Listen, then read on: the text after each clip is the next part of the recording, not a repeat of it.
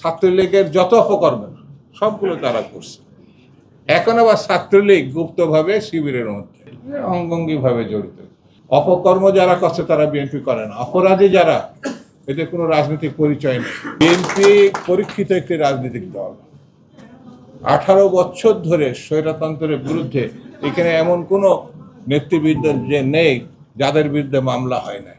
আমার এই যে পিছনে বা আমার সঙ্গে যারা আছেন, বিএনপির এমন কোনো কর্মী ছিল না যার বিরুদ্ধে মামলা ছিল না, গুম হয় নাই, জেলে যায় নাই, নির্যাতনের মুখোমুখি হয় নাই। এটা পরীক্ষিত রাজনৈতিক দল। এটা শহীদ জিয়া, বেগম জিয়ার দল। বেগম জিয়াকে মানে একেবারে মিথ্যা মামলায় 6 বছর জেলখানায় আটকে রাখা হয়েছে। কালার এক্সপার্ট, জর্জ স্যাপ এবং মাইল্ড অন হ্যান্ডস টেকনোলজি সমৃদ্ধ অরিক্স ক্রিস্টাল ওয়াশ আপনার লন্ড্রি এক্সপার্ট।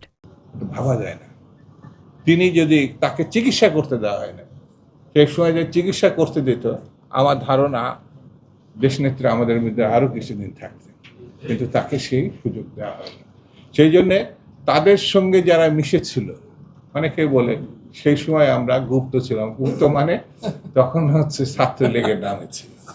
তাহলে ছাত্রলীগ যত অপকর্ম করছে, লুঙ্গির তলে এটা অসভ্য একটু বলে, এটা হচ্ছে ছাত্রলীগের যত অপকর্ম সবগুলো তারা করছে।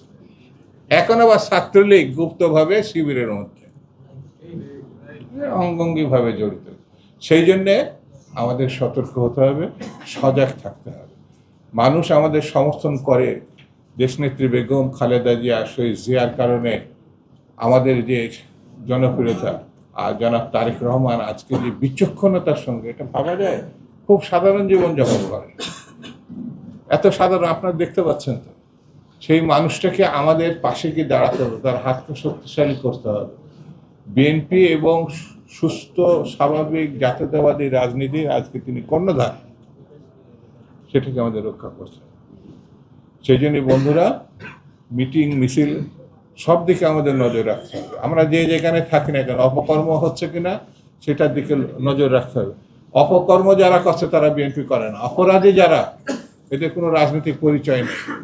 বাঁচার জন্য বিএনপির কথা বলবে অমুক, কিন্তু তাদেরকে আমাদের আইনের হাতে তুলে দিতে হবে, বিচারের মুখোমুখি করতে হবে। এটাই এখন সবচেয়ে বড়।